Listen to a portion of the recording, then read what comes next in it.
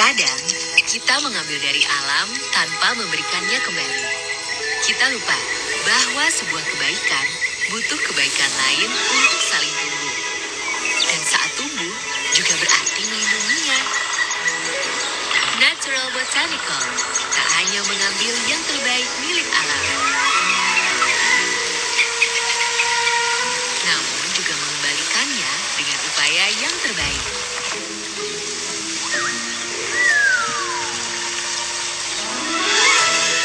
Karena berbuat baik untuk bumi, juga baik untuk kita.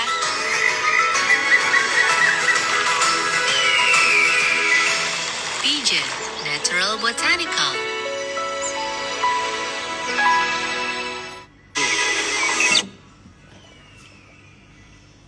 Selamat pagi para bunda sekalian. Selamat datang di live IG Rumah Sakit Umum Sahara kita hari ini. Seperti biasa, setiap minggunya kita akan berbincang bersama dengan narasumber yang tentunya bagian dari Rumah Sakit Sahara untuk memperbincangkan topik-topik yang sebenarnya sedang booming atau juga yang sedang banyak dipertanyakan bagi kita semua. Saat ini kita akan mengundang Dr. Umar Remket OGSPOG sebagai narasumber kita hari ini, di mana kita akan membicarakan tentang pemilihan kontrasepsi, bagaimana pemilihan kontrasepsi yang tepat, apa yang menjadi kendala, untuk bisa kita bahas di sini bersama dengan Dr. Amru yang sedang kita undang.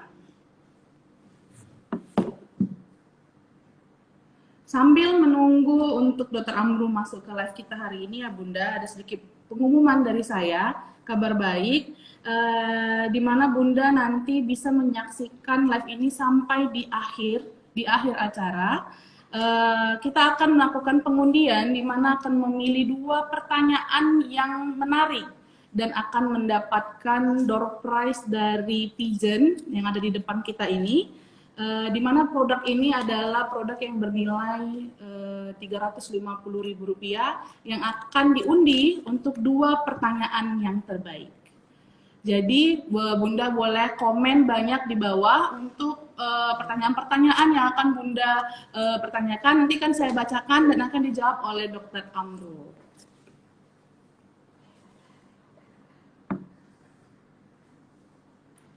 Oke, baik. Dr. Amru lagi OTW untuk di live kita hari ini, Bunda.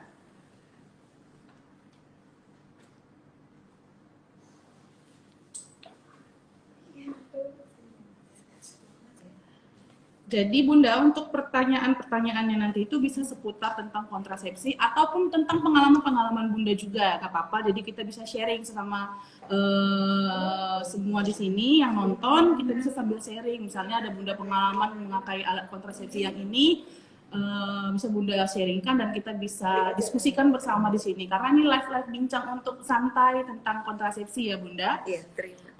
Di mana kita tahu bahwasannya sekarang program pemerintah ini untuk keluarga berencana bisa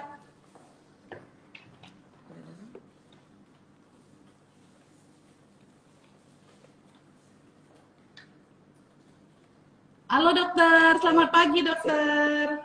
Halo, selamat pagi Tika. Suaranya saya jelas Tika, kira-kira? Gimana dokter? Jelas? Maaf, mungkin suara dokter kurang jelas dok. Suaranya kurang jelas ya? Iya, oke. Halo? Sudah dok. Sudah jelas ya? Nah, suara saya jelas ya dok? Jelas. Jelas. Baiklah Bunda sekalian, telah hadir bersama kita Dr. Amru. Ini Dr. Amru yang ada di brosur.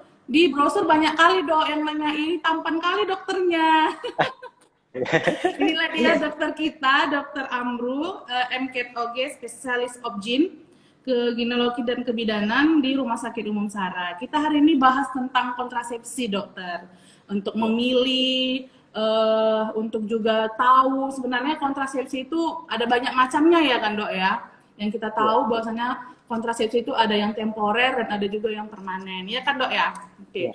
Jadi dokter, banyak juga nih dok pertanyaan dari awam ya, terutama awam pasien-pasien kita lah ya dok ya, pasien-pasien kita yang Saya sebenarnya kapan sih udah boleh memakai alat kontrasepsi? Sementara saya kan baru melahirkan nih. Nah, kapan sih saya bisa stop untuk alat kontrasepsi? Saya mau punya nambah anak lagi nih. Nah, gitu. Jadi ada beberapa banyak pertanyaan seperti itu, Dok. Jadi menurut dokter, kira-kira di Indonesia ini apa KB yang paling banyak sering digunakan, Dok? Oh, terima kasih ya Tika. Jadi mungkin untuk awalnya ya introducing ya. Jadi kontrasepsi ini kalau awam orang bilang namanya KB ya, keluarga berencana. Cuman sudah digaungkan dari tahun 80, tahun 70-an oleh Presiden kedua kita Bapak Soeharto ya kan, dan cukup berhasil. Nah, kontrasepsi ini adalah sebuah metode atau cara ya untuk mencegah kehamilan ya. Jadi jenis kontrasepsi ini macam-macam, banyak ya. Jadi masing-masing kontrasepsi ini ada kelebihan, ada kekurangan. Masing-masing kontrasepsi ada memiliki kelebihan dan kekurangan.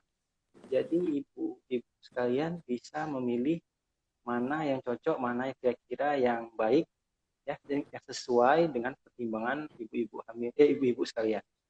Jadi juga harus disesuaikan dengan pertimbangan, mungkin ada riwayat penyakit ya, ingin menunda kehamilan berapa lama, terus apakah apa namanya kira-kira disiplin nggak minum obat, kira-kira taat nggak datang kontrol. Jadi itu harus menjadi pertimbangan ya untuk memilih alat kontrasepsi itu sendiri.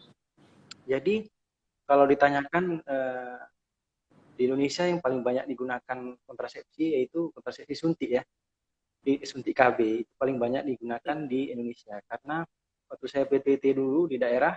Jadi ibu-ibu datang ke puskesmas, naik ke meja pemeriksaan, buka celana, disuntik, ya kan? Karena menurut mereka kalau tidak disuntik tidak berobat. Jadi menurut mereka suntik KB itu tidak repot ya, disuntik ada yang bulan ya, ada yang 3 bulan, tidak perlu minum pil setiap hari. Jadi ini merupakan salah satu metode kontrasepsi yang populer ya di daerah, terutama di daerah di Indonesia. Terus Dok, Uh, kira-kira udah Dok? ya, saya ingin menjelaskan juga ya jenis-jenis kontrasepsi sebelumnya ya. Jadi Iya Dok, jenis-jenis silakan Dok. kontrasepsi ini ada beberapa macam ya. Saya membaginya ada 4 bagian besar. Yang pertama yaitu kontrasepsi hormonal. Ya, kontrasepsi hormonal ini ada pil KB ya, ada KB suntik, ada implan atau tusuk. Kemudian yang keempat spiral atau IUD yang mengandung hormon progesteron. Yang kedua metode kontrasepsi non hormonal. Ini terdiri dari metode barir, ya, kondom pada pria, kemudian spiral yang tidak mengandung hormon, ya, dia mengandung tembaga, ya, tembaga ya. Kok di Indonesia tuh paling banyak mereknya Kaperti, ada yang 200, ada yang 380, sesuai dengan luas tembaganya di spiral. Jadi bentuknya mungkin dulu dia seperti cacing ya, spiral, tapi kok sekarang dia bentuknya seperti huruf T ya, T seperti ini. Kok dulu mungkin seperti kelok 9 di Sumatera Barat bentuknya ya, tapi sekarang bentuknya lebih simpel seperti huruf T dan memiliki filamen atau pita yang bisa kita lihat di mulut serviks ya. Terus metode yang ketiga yaitu metode alamiah. Metode alamiah ini ada beberapa metode, yaitu pertama metode KB kalender ya, yang kedua metode laktasi, metode amenorrhea laktasi, jadi ibu menyusui 6 bulan pertama ASI eksklusif, ini juga bisa digunakan. Kemudian senggama terputus ya, itu metode alami. Yang terakhir yang keempat yaitu metode mantap atau kontap. Jadi metode kontap atau mantap inilah salah satu teknik untuk mengakhiri kehamilan ya, baik bisa digunakan pada ibunya atau pada pasangan atau suami. Jadi kalau pada wanita disebut dengan metode operasi wanita, ya kita lakukan tubektomi, bisa dilakukan secara operasi ya, saat operasi melahirkan, bisa dilakukan sekalian dengan tindakan tubektomi ataupun tindakan laparoskopi ya. Jadi saluran tubanya yang menghubungkan indung telur dengan rahim itu dijepit, diikat atau dikauter. ya, sehingga sperma tidak bertemu dengan ovarium. Sedangkan pada pria ada metode operasi pria yang dilakukan istilahnya vasektomi ya. Jadi saluran vas deferensnya itu dijepit atau diikat sehingga sperma tidak keluar. Air mani tetap keluar tapi sperma tidak dihasilkan. Nah, itu adalah metode jenis-jenis kontrasepsi yang bisa saya jelaskan. Oke dok, jadi kontrasepsi itu sebenarnya bukan cuma 1, 2, 3 ya dok ya, banyak. Iya. Bahkan kontrasepsi itu sendiri sebenarnya bukan untuk ibu saja ya dok ya. Ada yang kayak dokter Iya. jelaskan di akhir tadi untuk pria atau untuk ayah, yaitu vasektomi. Dari beberapa kontrasepsi yang dokter sampaikan tadi dok, salah satunya saya mau nanya soal suntik KB dokter. Banyak keluhan kalau suntik KB ini kira-kira saya nambah gemuk atau nambah jerawat atau gimana, itu kira-kira penjelasannya gimana ya dok? Apakah itu menjadi satu kekurangan dari suntik KB tadi atau memang itu dampaknya sendiri dari hormonal suntik KB itu tadi dok? Iya, ya, baik. Jadi kan awal terbentuknya itu mungkin pil dan suntik juga ada juga. Jadi kan kontrasepsi ini kan awal ditemukan tahun 1960 ya. Awalnya itu mengandung estrogen dan progesteron, tapi dengan dosis yang sangat tinggi. Ya, estrogennya itu mengandung mestenol, itu nenek moyangnya estrogen. Jadi karena dosisnya tinggi, dia menimbulkan efek terhadap ibu-ibu ya, bikin jerawat, bikin nambah berat badan, ya kan, terus terasa penuh di perut, kemudian payudara tegang ya, itu akibat estrogen yang dosisnya cukup tinggi. Kemudian dengan berjalannya waktu ya, dengan penelitian yang banyak, dengan teknologi yang baru, muncul derivat-derivat baru yaitu turun-turunan obat yang terbaru yang mana mengurangi efek-efek seperti tadi ya.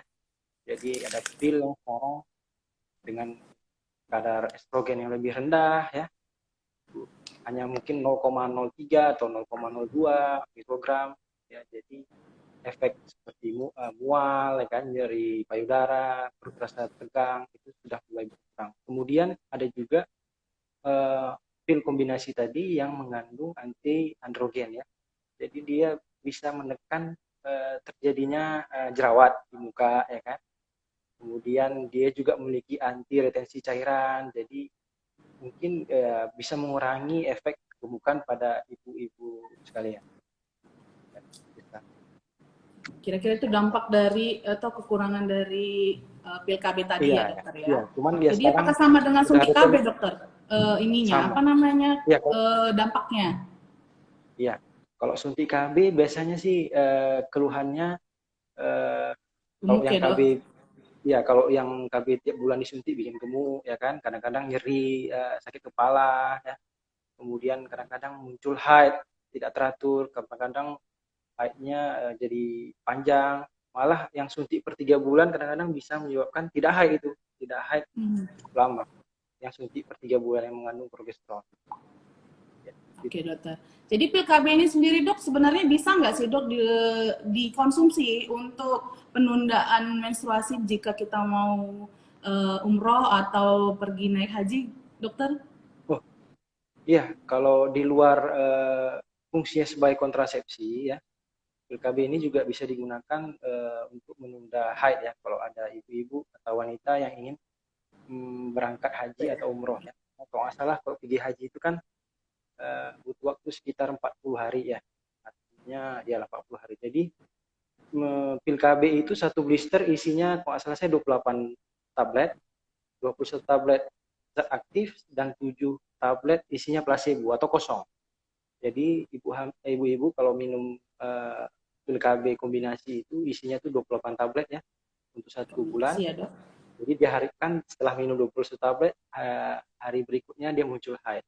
Nah, kalau ibu ingin pergi haji atau pergi umroh, maka placebo-nya ini tidak kita berikan ya. Jadi namanya extended regimen, artinya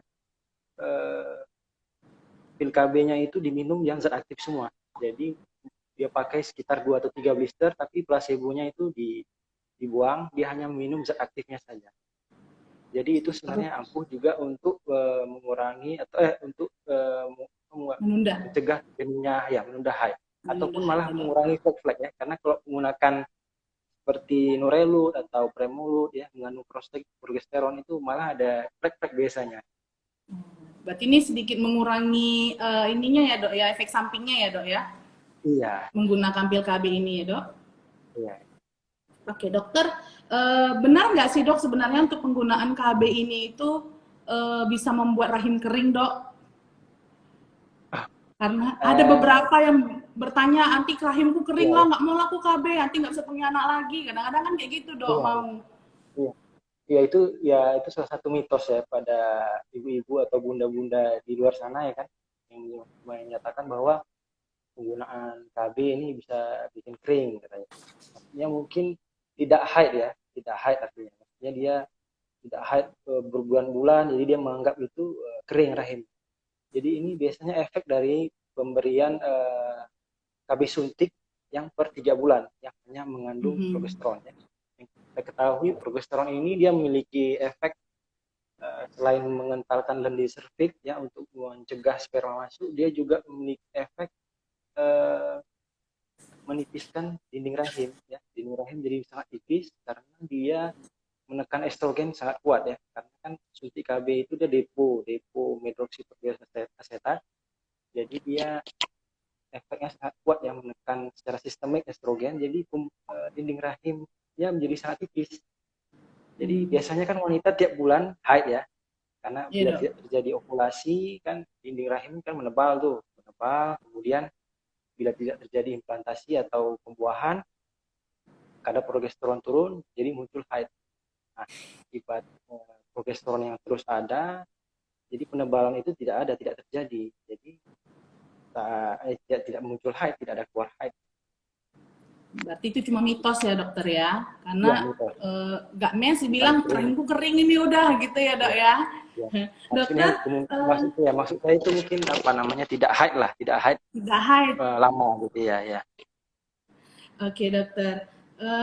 Sebenarnya dokter untuk IUD ya, dokter, kita beralih ke IUD ya, dokter ya. Karena tadi KB dan pil KB sudah kita bahas, sekarang kita coba bahas ke IUD karena kita bicara di rumah sakit Sarah aja dulu ya, Dok. Banyak pasien kita memilih untuk alat kontrasepsi IUD. Jadi ada juga beberapa pertanyaan di mana banyak juga, bukan pertanyaan sih, Dok, ragu untuk memakai alat kontrasepsi IUD karena takut nih, Dok, nanti pada saat berhubungan suami istri tidak nyaman atau bagaimana. Kira-kira, Dok, apakah ada pengaruhnya? Boleh dijelaskan sedikit, dokter? Iya. Jadi saat pemasangan IUD itu kan ada namanya filamen atau pita ya, pita yang keluar dari ujung IUD-nya ya. Jadi saat pemasangan ya, setelah posisinya sudah bagus, kita lakukan pemeriksaan USG, kemudian kita evaluasi benang filamennya itu ya. Mungkin yang bikin tidak nyaman, mungkin saat berhubungan dengan suami merasakan mungkin itu benang filamennya ya, pita filamennya itu mungkin dirasakan oleh suaminya saat melakukan penetrasi. Jadi sebenarnya saat kita melakukan pemasangan, kita bisa menyesuaikan panjang filamennya ya. Jadi kalau misalnya terlalu kepanjangan bisa kita potong sedikit. Tapi tetap harus ada yang keluar ya. Fungsinya untuk saat si ibu ingin dilepaskan IUD-nya jadi lebih mudah ya. Ditarik filamennya. Mungkin malah menurut saya kalau ibu-ibu dipasang IUD hubungan seksualnya sih menurut saya lebih nyaman ya, karena ibu hamil tidak merasakan kekhawatiran ya kalau dia terjadi hamil gitu kan. Jadi biasanya lebih hot sih saya rasa kalau berhubungan dengan suami. Lebih hot ya, Dok, lebih membara gitu hot. ya, Dok. Karena dia ya secara psikologis dia yakin bahwa tidak ada kehamilan gitu ya. Kehamilan ya, dia yakin dia ya, tenang ya, relax ya. Dia biasanya sih lebih tenang ya kok menggunakan IUD. Mungkin ya itulah mungkin benang filamennya itu saja yang mungkin dia rasakan. Mungkin suami yang merasakan mungkin agak-agak menusuk ya. Mungkin terlalu kepanjangan. Itu bisa disesuaikan sih menurut saya.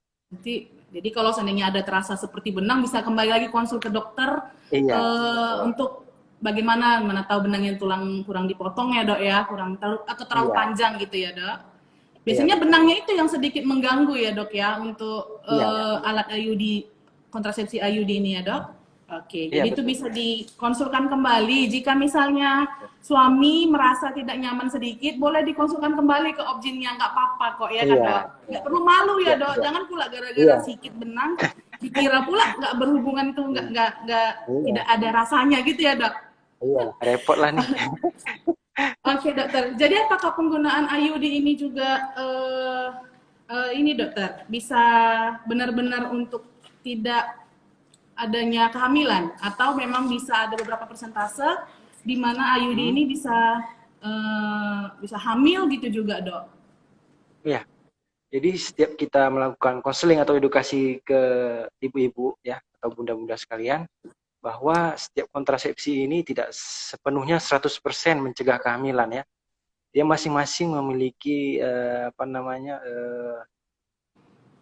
keampuhan atau tingkat apa namanya spek yang tertentu ya, maksudnya keampuhan ya, istilahnya keampuhan tidak 100% bisa mencegah kehamilan ya. Ada persentase Malahan yang kecil ya dok ya, ya ya. Malahan yang untuk kontak itu kegagalan. masih ada sekitar Hmm. 0,05% bisa menyebabkan kehamilan ya. Apalagi Iya, IUD ini kalau di literatur dikatakan mungkin sekitar dari 1.000 ibu hamil mungkin pada peluang sekitar 8 atau kurang ya terjadi kehamilan atau 0,8% lah jadi bisa terjadi persentase kehamilan. untuk kegagalan kontrasepsi ada sebenarnya itu ya, bukan Tetap ada 100% bisa semua menunda kontrasepsi kehamilan. harus kita edukasi, tetap ada resiko kegagalan ya. Iya, Karena nanti kalau kita bilang 100% nanti bisa komplain pasien, loh kok bisa berkomplain ya hamil dok nih ya. dok? Apa? Iya, ini kok bisa hamil Kok dok, pasang IUD ini kayak mana dok katanya. Ya tetap harus kita edukasi, tetap ada chance atau peluang untuk terjadi kehamilan. Oke dokter, sebelum ke pertanyaan ini dokter, ke pertanyaan audiens, yang terakhir dok, kira-kira kontrasepsi sebenarnya bisa untuk mencegah penyakit menular seksual atau tidak ya dokter? Uh, Alat kontrasepsi tidak semuanya ya Tidak yang semua ya bisa dok. mencegah terjadinya infeksi menular seksual. Yang bisa mencegah itu ya hanya barir, metode barir, yaitu kondom, ya, Kondom ya dok. kondom pria, ya, karena dia tidak ada persentuhan, tidak ada pertukaran cairan antara pasangan ya. Kalau yang mencegah infeksi, saya rasa ya itu aja sih metode barir, metode ya kondom lah. Kalau yang lain tidak ada. Oke dokter, ini ada beberapa pertanyaan dari audiens kita yang sudah saya pilih. Ingatkan kembali ini ya bunda sekalian, kita akan pilih 2 pertanyaan. Jadi komen sebanyak-banyaknya pertanyaan-pertanyaan bunda sekalian agar kita bisa memilih mana 2 pertanyaan yang terbaik untuk mendapatkan souvenir dari Pigeon yang cocok ini. Oke, oke dokter, ini salah satu ada pertanyaan dari audiens kita dari Ibu Lisbeth ini ya dok. Ya, Apa alat kontrasepsi untuk ibu menyusui yang tidak mengurangi produksi ASI? Adakah kontrasepsi untuk suami selama istri menyusui? Itu dokter. Boleh dibantu dijawab ya dok? ya baik. Jadi bila ibu menyusui ya, ini ibu menyusui ya, ya. Iya dok. Jadi ibu menyusui itu kalau mau ingin menggunakan kontrasepsi itu yang mengandung hanya progesteron base only, artinya hanya mengandung progesteron saja. Kalau yang mengandung estrogen itu malah menghambat produksi ASI karena estrogen itu dia menduduki reseptor di payudara sehingga produksi ASI jadi berkurang. Jadi pemilihannya yang baik adalah penggunaan kontrasepsi yang hanya mengandung progesteron seperti ya pil mini pil ya, pil progesteron ya kan, mini pil, kemudian implan atau susu itu juga hanya mengandung progesteron, kemudian IUD lah, IUD juga aman ibu Oh menyusui, ini juga ya dok. baik yang mengandung hormon ataupun yang tidak mengandung hormon itu aman ibu menyusui. Jadi kalau misalnya menyusui sebenarnya juga Sebenarnya ya, sudah sebenarnya sih sudah ini ya dok ya, ya. iya, Sudah KB sebenarnya sih alami tidak. ya dok ya. Iya, sebenarnya tidak perlu terburu-buru ya untuk memberikan KB atau kontrasepsi pada ibu menyusui selama si ibu kita harus yakinkan bahwa dia menyusui secara eksklusif. Artinya dia menyusui 6 bulan penuh ya tanpa ada pendamping ASI ya kan, harus tanpa ada formula ya. Kalau dia susu ASI eksklusif 6 bulan, kemudian tidak muncul haid, artinya dia amenore ya, tidak haid selama 6 bulan. Kemudian yang paling penting juga pemberian ASI-nya ini harus rutin diberikan ya, paling tidak 3 jam atau 4 jam ya. Jadi sesuai on demand bayinya lah, kan lambung bayi kecil tuh, jadi dia tiap 3 jam atau 4 jam dia merasa kelaparan, kita harus Suka bayi lah ya dok ya. Ya, jadi artinya 3 kata kunci itu harus terpenuhi agar kontrasepsinya berhasil. Jadi, pertama tadi eksklusif, kedua on demand ya sesuai dengan kebutuhan bayi, dan ketiga ya tidak haid selama 6 bulan. Jadi setelah 6 bulan ya udah ada makan pendamping ASI, baru di situ kita berikan kontrasepsi lainnya. Jadi setelah 6 bulan baru kita berikan kontrasepsi lain. Adakah kontrasepsi untuk suami selama istri menyusui? Sebenarnya gimana sih dok? Nggak ada ya dok ya? Ya, kalau emang tidak selama yakin, istri menyusui? Kalau pastinya suami tidak yakin, ya kalau tidak yakin ya pakai apalah kondom barier. Kondom ya. Oke dokter. Dok, ini juga ada pertanyaan lainnya dari Mama Gio dan Timo. Mau nanya tapi panjang kali pertanyaannya. Boleh nanya langsung. Jadi begini dokter, kalau memilih kontrasepsi mantap, bagaimana resikonya untuk pria atau wanita? Bagaimana efeknya pada siklus menstruasi atau jalan keluar sel telur yang sudah matang? Jadi maksudnya ini mungkin gini dok, resiko dari alat untuk memilih kontrasepsi mantap untuk pria dan wanita itu kira-kira apa dokter? Misalnya kalau untuk pria apakah mengganggu siklus menstruasi atau tidak gitu dok? Ya, baik. Jadi kan seperti yang sudah jelaskan tadi, jadi kalau pada wanita ya kan dilakukan namanya tubektomi ya kan, atau penjepitan saluran telur ya. Sebenarnya sih dia tidak mempengaruhi siklus haid ya, dia hanya menghambat pertemuan sel telur dengan sperma di saluran tuba. Yang biasanya kan terjadinya itu pertemuan sel telur dengan sperma itu kan di saluran tubanya. Jadi hanya saluran tubanya itu saja yang kita hambat. Bisa diikat, bisa dipotong ya, bisa dijepit dengan ring, namanya fallopian ring ya. Sebenarnya sih tidak ada pengaruh apa-apa ya terhadap wanita yang sudah menggunakan kontak. Pada pria juga sama ya. Kalau saya juga tidak ada permasalahan ya. Pria masih bisa ejakulasi ya, walaupun tidak mengandung sperma, tapi dia juga masih bisa ejakulasi, air mani tetap dihasilkan ya.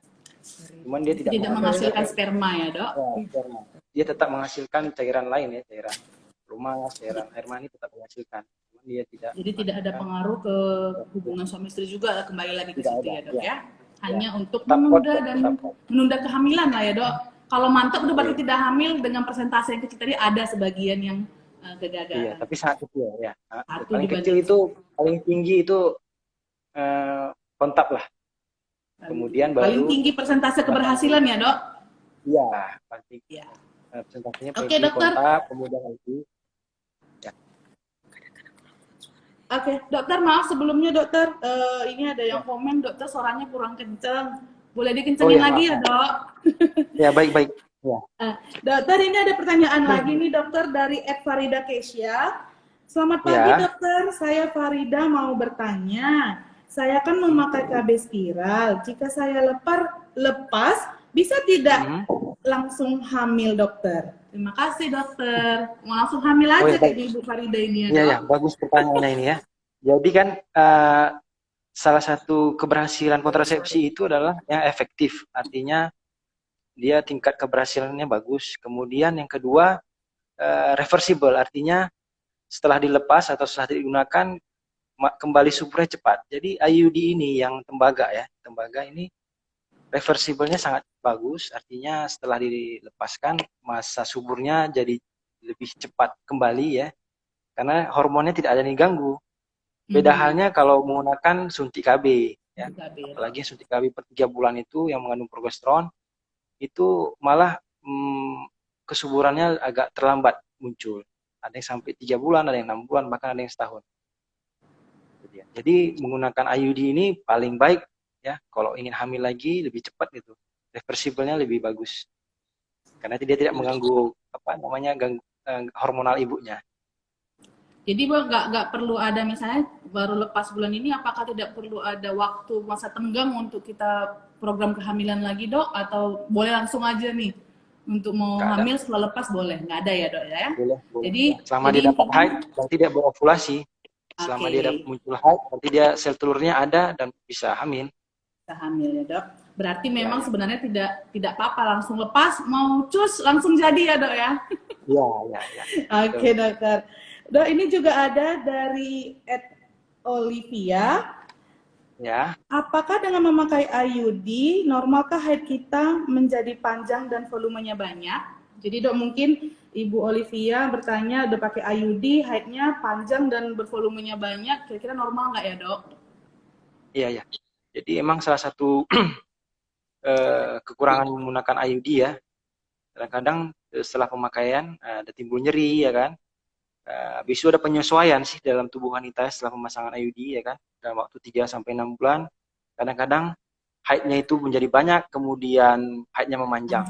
Sebenarnya ini bisa kita akali, kita atasi ya dengan pemberian obat-obat tertentu. Karena kenapa bisa jadi panjang, kenapa bisa haidnya menjadi banyak? Ya karena apa namanya IUD yang mengandung tembaga ini dia meningkatkan namanya matriks metaloproteinase ya. Jadi menimbulkan peradangan di kafum rahimnya, di kafum endometriumnya. Jadi kadang-kadang menimbulkan pendarahan, ya kan, haid memanjang. Jadi biasanya sih untuk mengatasi itu bisa kita berikan estrogen, ya, preparat estrogen, atau yang paling mudah ya pil kombinasi, pil KB kombinasi yang mengandung estrogen dan progesteron. Jadi kita berikan bisa 1 kali sehari selama 5-7 hari. Ya kita harapkan darahnya tidak terlalu banyak ataupun bisa tidak sampai panjang ya, tidak lama. Jadi bisa digunakan pil KB yang paling mudah. Jadi tidak apa overlapping, tidak masalah ya. Setelah pakai IUD misalnya haid yang panjang bisa kita gunakan pil KB lah untuk mengurangi efek pendarahan tadi tersebut. Jadi dok sebenarnya nggak perlu takut ya kan dok. Kadang-kadang kan Ya, memang ada baru masang IUD ini pasien mengeluh, saya kok perdarahannya, saya kok kayaknya perdarahan, jadi langsung buru-buru merasa tidak cocok dengan alat IUD tersebut dan langsung dilepas gitu ya dok ya. Jadi itu sebenarnya tidak perlu dikhawatirkan, ada obat yang bisa diberikan. Oke dokter, karena iya, jadi banyak juga ibu-ibu yang mau lepas langsung gara-gara merasa tidak cocok. Padahal itu sebenarnya adalah salah satu reaksinya ya dok ya. Dan itu akan seiring berjalannya waktu bisa kembali normal lagi. Bisa normal kembali. Baik dokter. Dokter, ini juga ada pertanyaan lagi selanjutnya dokter dari Monarotua.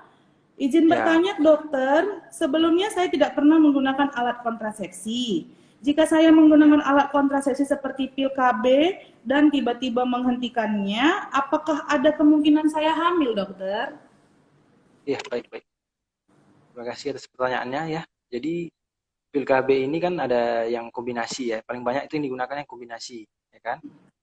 Jadi setelah pemakaiannya kita apakah setelah dihentikan apakah kembali suburnya lama atau tidak, ya kan? Mungkin itu pertanyaannya ya. Jadi kalau menggunakan pil KB ini ya jangan takut. Setelah dihentikan ya wanita tersebut berovulasi kembali dan bisa hamil kembali. Ya. Bisa. Jadi mungkin butuh waktu ya mungkin sekitar 3 bulan gitu ya. Tidak terlalu lama. Beda halnya kalau menggunakan mungkin progesteron ya. Menggunakan progesteron only kesuburannya itu agak lebih terlambat. Bisa sampai 6 bulan atau lebih dari itu. Tapi kalau pil KB kombinasi ya tidak perlu takut ya. Jadi setelah dihentikan biasanya reversible ya, tunggu sampai 3 bulan, biasanya sudah berovulasi. Gitu. Oke, jadi bisa hamil tapi dengan ada masa tenggang tadi ya dok, beda dengan IUD tadi ya dokter ya? Iya betul. Iya, oke. Dokter, lagi nih dokter, dari banyak sekali antusiasmenya ini dokter. Banyak penasaran dengan kontrasepsi kayaknya nih dokter. Ibu Nurarma 001, saya menunda kehamilan, saran bidan melakukan KB suntik sebulan sekali selama 2 kali. Tapi setelah KB kedua, saya perdarahan flek kurang lebih 2 minggu, disambung haid 1 minggu. Saya minum Kalnex tapi darah semakin banyak. Itu kira-kira gimana ya, Dok? Ya, baik. Terima kasih atas pertanyaannya. Jadi ini menggunakan suntik KB per bulan ya. Suntik KB Ini yang suntik 1 bulan KB sebulan sekali Iya. selama 2 kali, Dok. selama 2 kali, tapi Ya, muncul setelah KB pendarahan. kedua baru perdarahan flek. Ya, jadi harus kita ingat juga bahwa memang penggunaan kontrasepsi ini ya memang ada butuh adaptasi terhadap tubuh ya. Orang luar Ya dulu lah kita sampai tahu. 1 atau sampai 3 bulan pertama ya tubuh menyesuaikan karena ada hormon lain atau hormon tambahan di dalam tubuhnya, ya kan? Jadi apabila terjadi pendarahan di luar siklus haid ya, kita evaluasi lagi ya kan. Bulan depan bagaimana, apakah masih sama atau tidak, ya kan? Apakah sudah berhenti? Biasanya sih pil KB ini kalau gangguan haid biasanya agak lebih kurang ya, lebih bagus biasanya haidnya lebih lancar. Ya bulan biasanya tetap dapat, ya kan? Kalau dia banyak itu kita terapi ya. Tadi sudah dicoba dengan Calnex, cuman tidak ampuh juga. Ya bisa juga sih kita kasih obat anti pendarahan lah dulu kita coba maksudnya kita evaluasi. Kalau memang selama lebih dari 3 bulan pendarahan terus, ya kan, banyak keluar darahnya, ya kan, ya kita change, kita ubah lah kontrasepsi jenis yang lain. Oke, dokter. Ini juga ada lagi nih, dokter, pertanyaan dari Ibu Arwan Heni. Dokter, Ya. apakah ada pemeriksaan khusus yang dilakukan untuk menentukan jenis KB apa yang cocok untuk ibu? Gimana? Apakah ada pemeriksaan khusus yang dilakukan, dokter, untuk kita bisa tahu KB yang cocok untuk ibu itu atau tidak, dokter? Ya, yang cocok ya. Jadi kan kalau ibu ingin KB kan kita harus ada konseling ya, harusnya ada anamnesa ya, harus berjumpa tatap muka.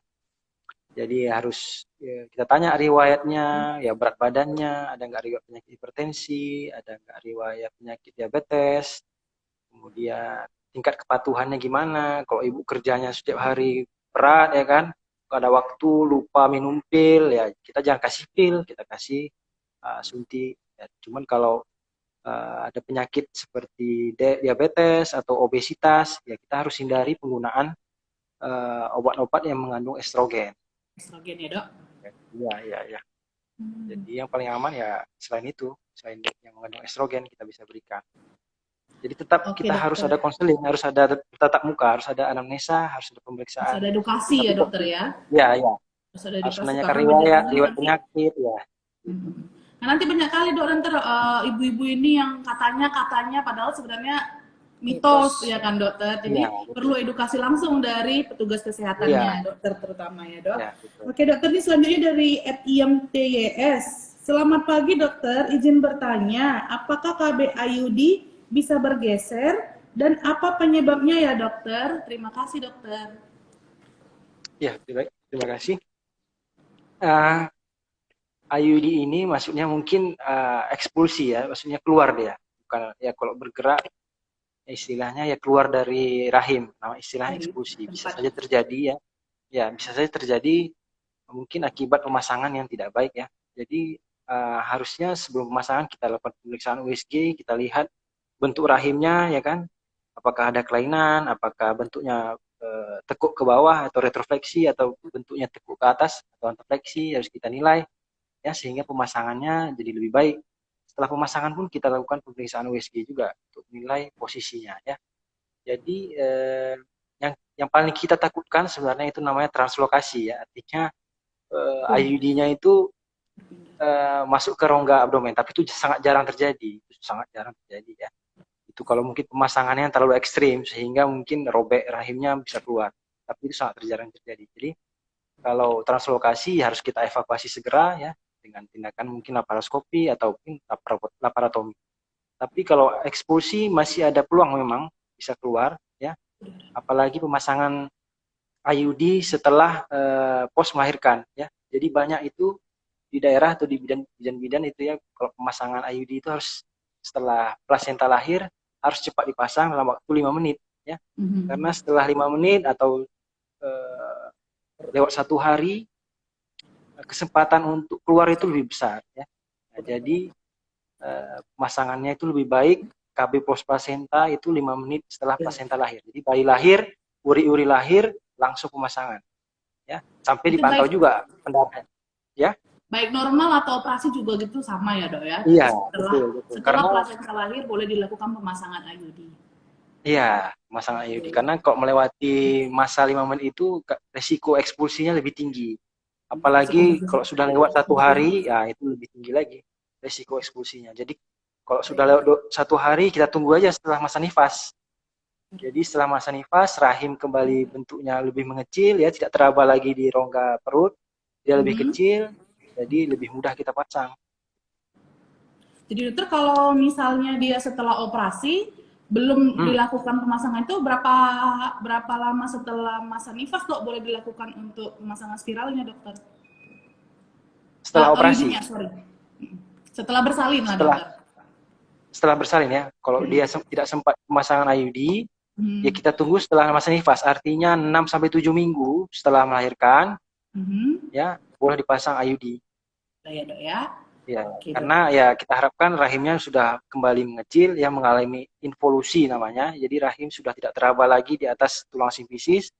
Jadi bentuknya sudah kembali ke bentuk semula ya. Jadi kita harapkan resiko ekspulsifnya tidak banyak terjadi. Gitu. Jadi setelah masa nifas bisa langsung dipasang. Oke dokter.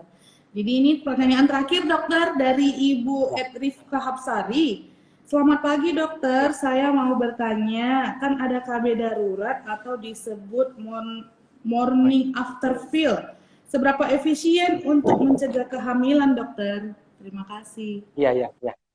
Ya, ini sebenarnya juga salah satu metode ya, metode kontrasepsi darurat namanya, kondar istilahnya ya. Jadi ada ya pasangan ya, ibu suami istri ataupun ya suami istri yang lupa besok. Jadi kenapa dikatakan morning after pill? Jadi ketahuannya baru besok pagi. Setelah bangun, baru teringat saya lupa pasang alat pengaman ya kan. Asalkan tidak lupa sama siapa dan di mana. Oh iya, itu yang paling penting ya, dok. Itu yang bahaya ya.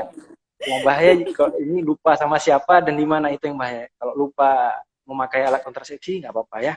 Jadi sebenarnya kondar ini efektif diberikan dalam waktu 24 jam setelah berhubungan ya.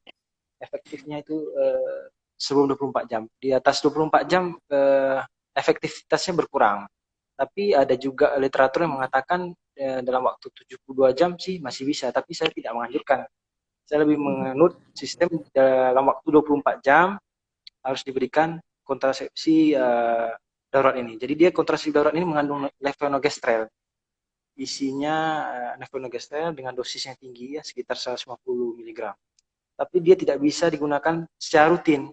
Jadi dalam 1 bulan 3 kali lupa itu nggak boleh. Dosisnya tinggi itu. Jadi ya dia hanya ada keadaan-keadaan tertentu saja ya. Darurat lah ya dok ya. Iya, tidak boleh digunakan secara rutin, itu bahaya ya. Karena hormonnya digunakan tinggi. Jadi ya keadaan-keadaan darurat lah, yang betul-betul darurat. Ya jangan dibiarkan ya sebulan ada 3 kali darurat, tak boleh. Biar nggak darurat ya pasang yang inilah ya dok ya, IUD lah ya dok. IUD lah. Atas kaya suci. Oke, baik dokter. Wah, menarik sekali memang kayaknya dok topik kita hari ini. Banyak pertanyaan yang belum bisa terbaca. Mohon maaf untuk para audiens. Jadi kalau memang masih kepo dengan kontrasepsi atau dengan apa nih yang cocok sama saya kontrasepsinya, boleh langsung konsul ke dokter kita, Dokter Amru, Dokter T. Amru Umara, di mana beliau praktek di Rumah Sakit Umum Sara setiap hari Senin sampai Jumat, jam 3 sore atau pukul 15 sampai pukul 17.00, dan di hari Sabtu pukul 12 sampai pukul 14. Jadi kalau di komen kan kadang-kadang nggak terbaca, kami mohon maaf. Jadi boleh langsung datang ke Sara, kita ketemu langsung sama dokter yang banyak dikepoin ini dokternya. Oke, untuk 2 pertanyaan terakhir nanti akan kami umumkan, akan dihubungi oleh pihak manajemen Rumah Sakit Sara untuk mendapatkan hadiah yang menarik di depan kita ini. Baik Dokter Amru, terima kasih banyak untuk waktu yang sudah diluangkan, berbagi ilmu, berbagi tips cara memilih atau bagaimana tentang memusnahkan mitos-mitos yang sering beredar Ya. tentang kontrasepsi ya dokter ya. Terima Ya. kasih banyak dokter, terima kasih untuk para Sama-sama, audiens Tika. kami mohon maaf jika ada salah-salah kata. Terima kasih, sampai jumpa kembali di minggu depan. Salam sehat dari Rumah Sakit Sarah. Yo.